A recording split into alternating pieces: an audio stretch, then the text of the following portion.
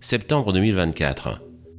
Anne Hidalgo, maire de Paris, déclenchait un véritable torrent médiatique suite à une annonce fracassante.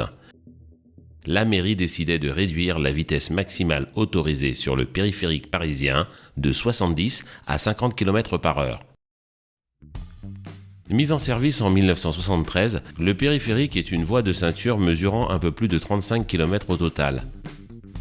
Voie communale parisienne, il comporte entre 2 et 5 voies de circulation par sens et est donc concerné par les mesures de type zone à faible émission.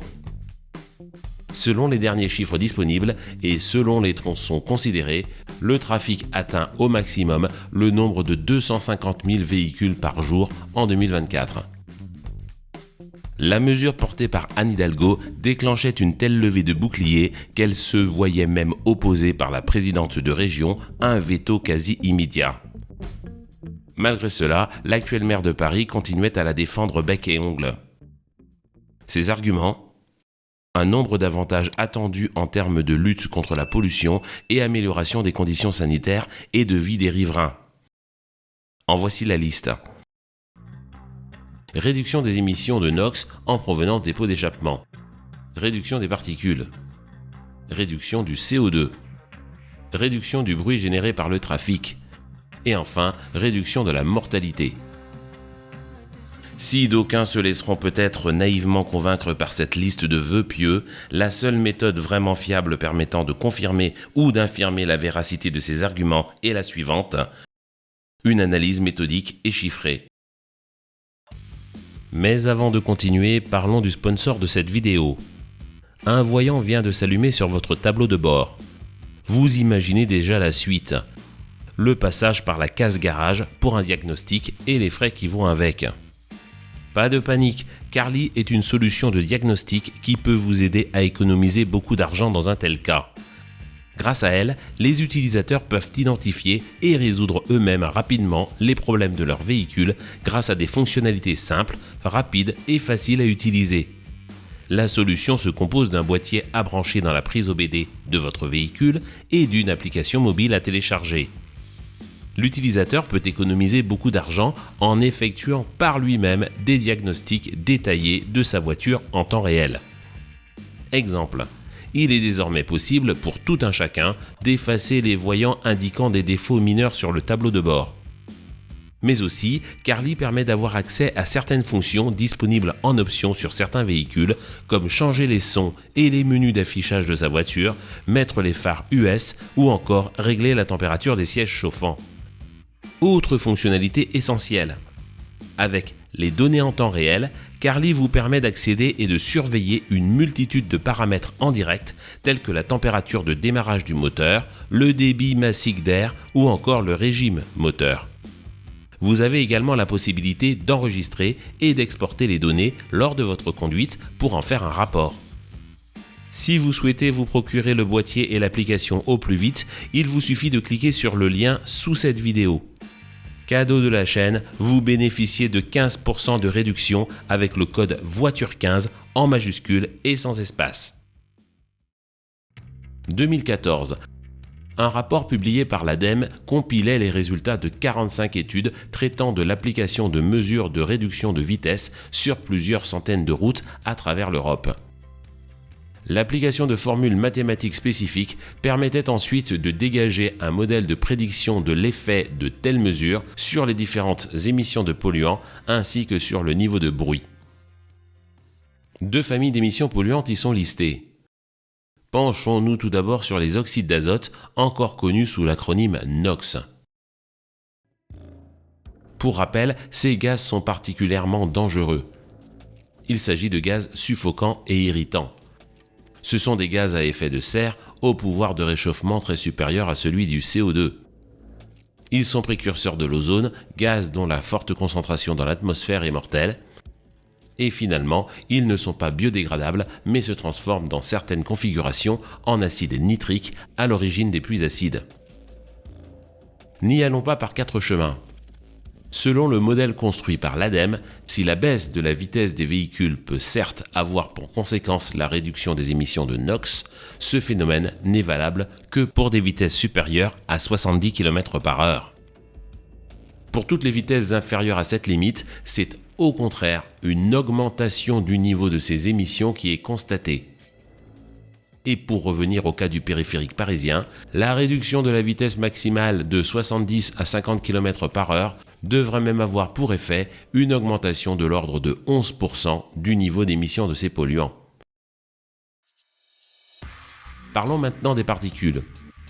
Il s'agit de résidus d'hydrocarbures qui se chargent de polluants et s'agglutinent entre eux. Responsables de l'augmentation de la probabilité des épisodes d'irritation des voies respiratoires chez ceux qui les inhalent, ils sont également considérés depuis quelques années comme produits cancérogènes. Selon un rapport datant de 2021 en provenance du Centre interprofessionnel technique d'études de la pollution atmosphérique, la part du transport routier dans la concentration de particules au niveau national s'échelonnait de 8 à 13% en fonction du type de particules considérées. Principale source des particules mesurées dans l'atmosphère. La combustion d'hydrocarbures tels que le gazole ou l'essence et donc le rejet par les échappements des voitures à motorisation thermique. Deuxième source, l'usure des garnitures de freinage ainsi que du disque d'embrayage. Vient ensuite l'abrasion des pneus. Et finalement, un phénomène nommé remise en suspension des particules déjà présentes sur la chaussée. Revenons maintenant au rapport de l'ADEME de 2014. Selon celui-ci, et à l'instar des NOx, si la baisse de la vitesse des véhicules peut avoir pour conséquence la réduction des émissions de particules, ce phénomène n'est valable que pour des vitesses supérieures à 80 km/h. Pour toutes les vitesses inférieures à cette limite, c'est au contraire une augmentation du niveau des émissions de particules qui est constatée. Et pour revenir au cas du périphérique parisien, la réduction de 70 à 50 km/h devrait même avoir pour effet une augmentation de l'ordre de 50% du niveau d'émission de ces polluants. Penchons-nous maintenant sur le cas du CO2. Bien que ne faisant pas partie de la famille des polluants, ce gaz est, depuis plus de 2 décennies, pointé du doigt par moult autorités scientifiques comme étant l'un des principaux contributeurs au réchauffement climatique. Sa réduction est donc, et depuis maintenant 20 bonnes années, de tous les combats et sur toutes les lèvres. Revenons une fois de plus au rapport de 2014. Selon celui-ci, et contre toute attente, la réduction de la vitesse maximale de 70 à 50 km/h ne devrait pas avoir pour effet la réduction des émissions globales de CO2 en provenance du secteur routier, mais au contraire, l'augmentation de celle-ci. Ainsi, quelle que soit la nature des émissions considérées, la réduction de la vitesse des véhicules de 70 à 50 km/h sur le périphérique parisien aurait pour effet prévisible non pas la réduction, mais la hausse de la pollution. Contre-intuitifs par nature, ces résultats peuvent toutefois s'expliquer. Principalement par une raison, certes souvent oubliée, mais pourtant essentielle. Il faut savoir que durant le process de développement d'un véhicule à motorisation thermique, les ingénieurs se basent sur une feuille de route décrivant les conditions d'utilisation future du véhicule en étude. Parmi les paramètres listés se trouve le pourcentage d'utilisation du véhicule en fonction de chaque plage de vitesse. Sur les routes européennes, la plage de vitesse qui occupe la part majeure est la suivante, entre 60 et 90 km/h. En termes d'efficacité, les véhicules à destination de l'Europe sont donc conçus de manière à ce que leur chaîne de traction soit optimisée à l'intérieur de ces limites. Tant les rapports de pont que de boîte ainsi que la stratégie de calibration du moteur sont donc choisis en conséquence. L'utilisation des mêmes véhicules à une vitesse inférieure, en l'occurrence 50 km/h, implique donc au mieux des rétrogradages fréquents et au pire l'obligation du maintien de la boîte de vitesse à un rapport inférieur au rapport maximum. Et donc des vitesses de rotation moyenne du moteur supérieures à celles observées lors d'un roulage à 70 km/h. En cascade, la consommation moyenne de carburant supplémentaire générée par les valeurs supérieures de rotation du moteur a pour effet des niveaux d'émissions de polluants en hausse.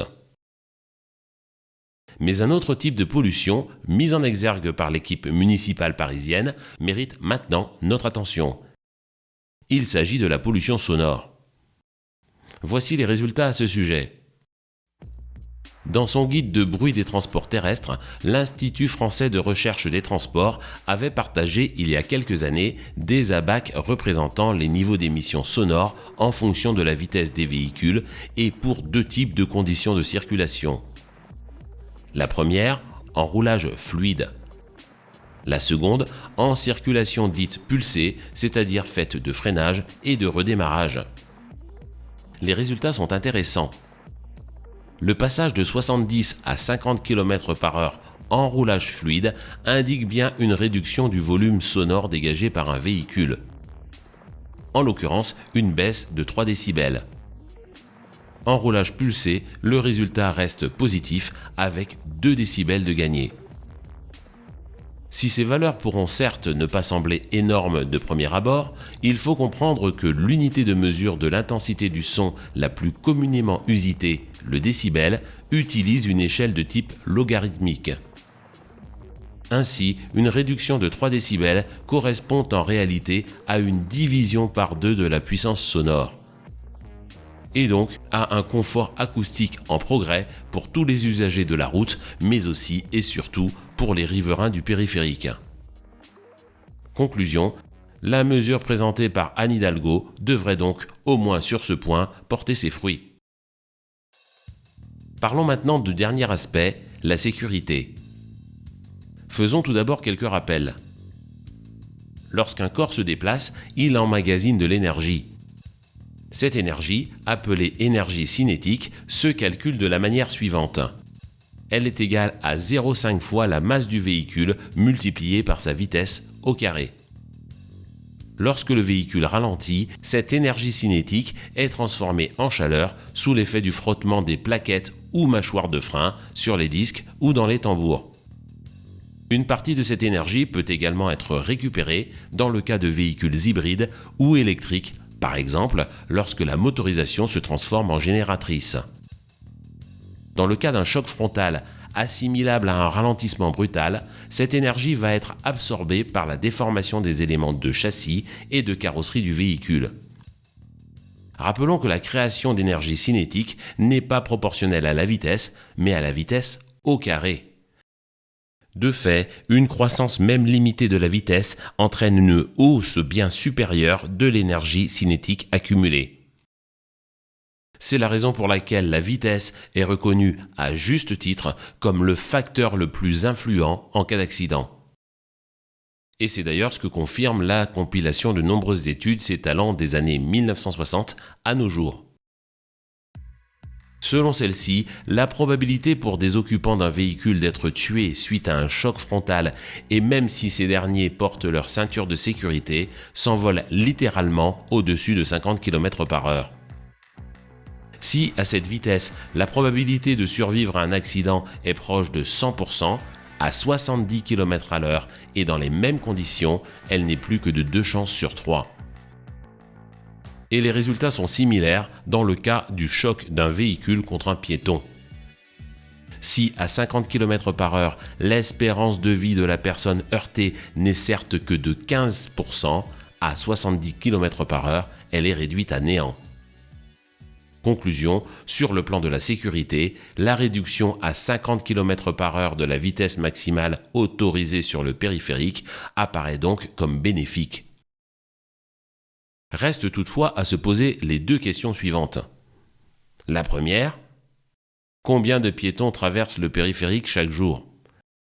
La deuxième, la mesure votée par la municipalité parisienne aura-t-elle vraiment comme effet de ralentir les véhicules ? Car lorsque l'on y regarde de plus près, on s'aperçoit que la réalité du trafic sur le périphérique parisien est loin de ressembler au flux continu d'un fleuve tranquille. C'est que, et notamment aux heures de pointe, les bouchons et ralentissements sont légion.